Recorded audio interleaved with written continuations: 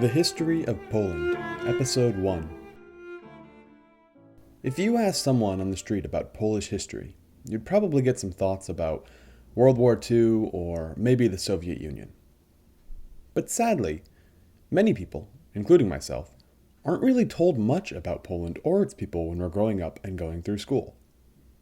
Even for history fanatics, like myself, we can get caught up in learning about more popular topics, like Rome, Greece, Egypt, China, or 100 other genres of history that catch our eye.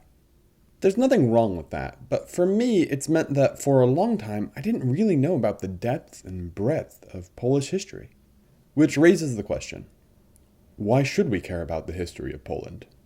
Truthfully, I could say that you should care about the history of Poland because it touches on the history of nearly everything that has happened in the last 1,000 years. Sometimes just a glancing reference, but in many times, Poland was right in the thick of the action along with the global powers of the time.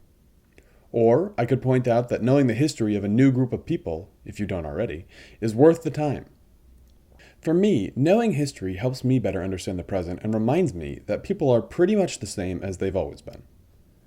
But really, I think it comes down to the reality that the history of Poland is absolutely fascinating. Coming from the perspective of an outsider, learning the history of Poland, an ongoing journey for me, has been incredible. The characters, the intrigue, the wars, the romances, the rise and fall, and rise of a nation over and over again. It captivates the mind.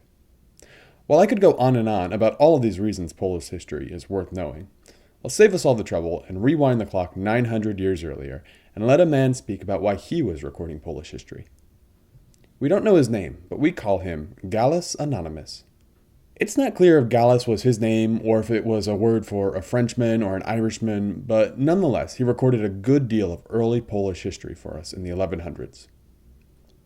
At the beginning of his report, titled Deeds of the Princes of the Poles, Gallus answers the question of why he's recording the history of the Poles.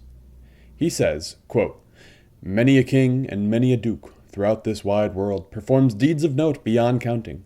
But for the neglect and scorn of the learned, or perhaps the lack of them, these have been buried in silence. I have therefore thought it worth the while, for all my poor style, to record something of the exploits of the Polish princes, in honor of one of the most glorious and victorious of dukes, by name Boleslas, rather than to leave posterity no record at all of deeds worth imitating." End quote. I feel you, Gallus. This history, like with many other nations, empires, and kingdoms, starts in the legendary past. Many of us are familiar with Romulus and Remus and the founding of Rome, or with some of the foundation myths of the Greeks, or with the hundreds of other founding myths that are littered across history. For Poland, the founding myth starts in the city of Gniezno. In this city, there was a duke, whose name I won't bother you with, who had a son. At this time, there was a local practice of holding a ceremony for the first haircut of a son. This haircut was sometime between the age of 2 and 7 and carried a great deal of significance. It meant that the father was accepting the boy as his son. Typically, the boy was given a third name, and the boy was officially the responsibility of the father to look after. Because this was such a big deal, this ceremony also overlapped with an offering of worship to local deities. This duke, presumably being a duke of refined taste, decided to throw an elaborate banquet, surrounded by many local nobles and friends. All was going well until there was a knock at the gate of the city. As the legend goes, there were 2 visitors who were asking to join in the festivities. Sadly for the duke and his offspring, he made the wrong decision and turned the strangers away. These strangers were left wandering about the suburbs until they stumbled across a different man with a different son who also happened to be coming of age. This man was named Piast, which is going to be an important name for the next few hundred years, so I hope I got the pronunciation right. He was a poor man, but nonetheless, he invited the strangers inside. As he entertained his guests, they asked if he had any ale to drink. The man answered that he had a small amount that he was saving for his son's ritual haircutting, but that they were welcome to it, and that he was also preparing a piglet for the ceremony, which they were also welcome to. The strangers, presumably quite hungry after wandering around the suburbs of Gniezno, ordered the ale brought and the piglet slaughtered. To the utter astonishment of everyone present, the cups overflowed with ale, and the piglet produced 10 buckets of meat to be eaten. This miracle obviously couldn't be hidden, and people came to see and to take part in the feast. In this group of people was the duke. After all, who was going to turn down free buckets of piglet not the Duke, that's for sure. With everyone present, the two strangers, miraculous providers of ale and piglet that they were, cut the hair of the boy and gave him the name, Ziemowit, and foretold of a bright future for him. As the story goes, this future was indeed very bright, so bright that it ended with Ziemowit eclipsing the Duke. Unfortunately for the Duke, he didn't get to just have a pleasant retirement and ride off into the sunset, but was instead reportedly chased out of the city by rats that were trying to eat him. Seeking relief from these rats, the Duke hid in a tower, but the rats kept coming, with many of them dying at the base of the tower, trying to get in. Now, I've never personally smelled a dead rat, but from what I understand, it is one of the most foul smells you can imagine. Which is why, with these dead rats piling up around their ousted Duke, his formerly loyal friends abandoned him to his fate. This fate was, unfortunately, to be eaten alive by rats. And here we leave the Duke. With the Duke dead, there was need for a new one. Legend has it that it was offered to Piast, but he declined in favor of his son Ziemowit, who was elected Duke of the Polans by popular acclaim and founded what was to become known to us as the Piast dynasty, the first dynasty of Poland. But who were these Polans, and where were they? And why did they have such a rat problem? Well, I don't know about the rats, but there are some records of who the Polans were and where they were and what they were up to.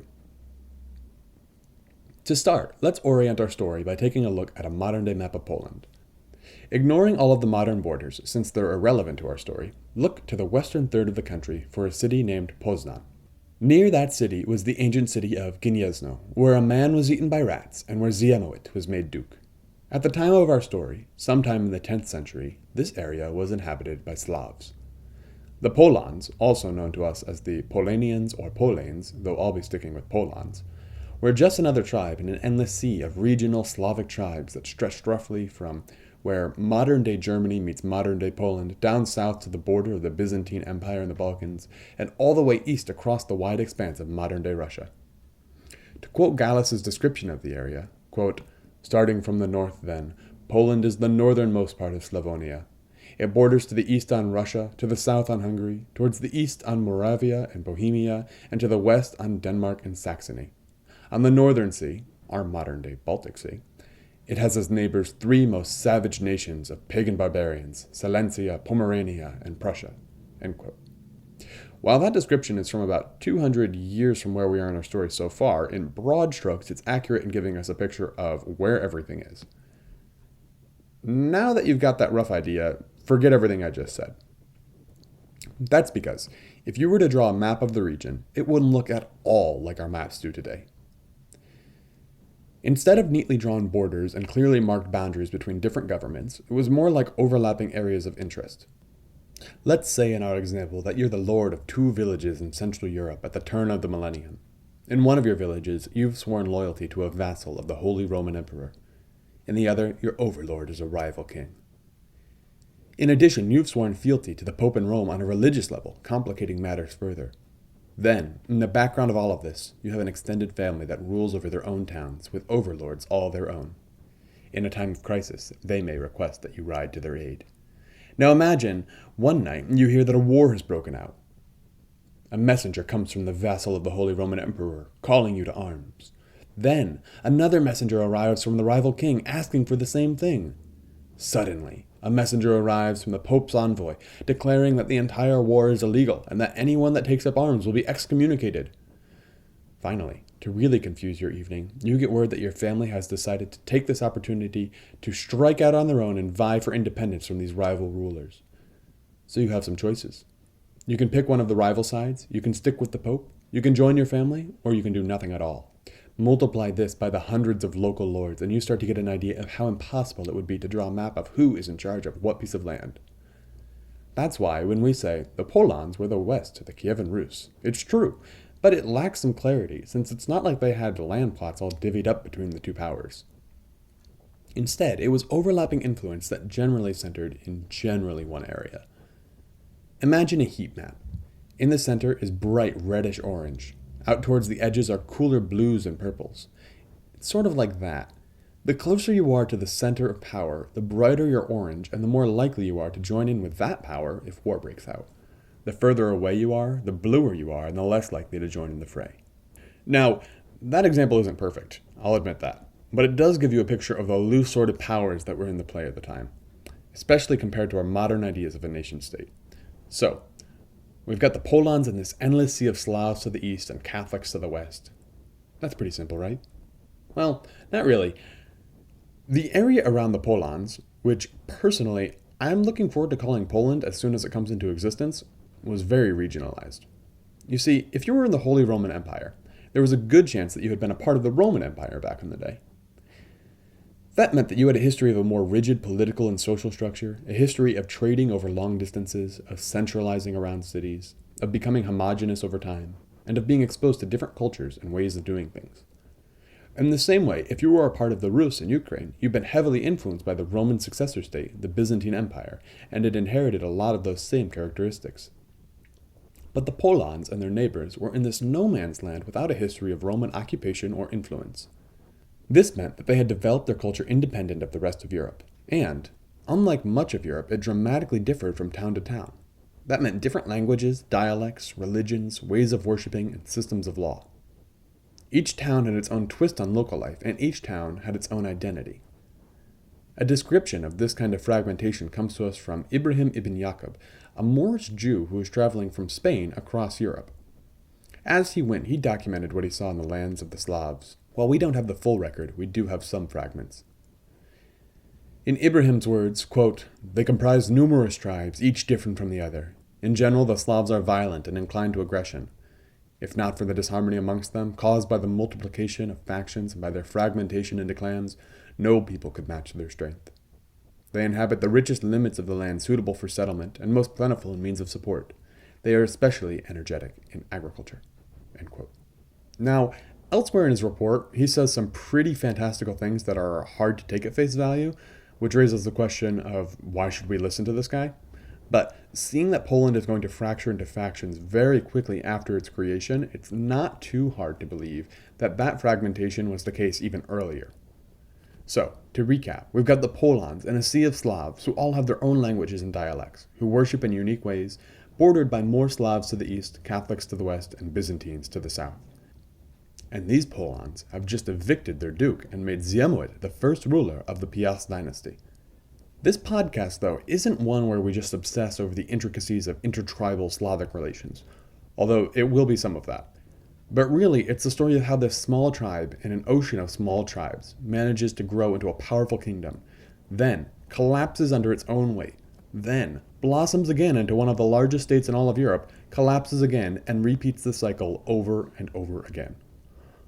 Along the way, we'll meet up with the armies of Genghis Khan, deal with an invasion of the Ottomans, face down the Russians and Germans, many times, join up with the French Revolutionary Army, endure the horrors of 2 world wars and a near century of occupation, and then find ourselves almost in modern times. But for next week, we'll follow the descendants of Ziemowit, leave legend in the past, and witness the baptism of Poland. Do widzenia!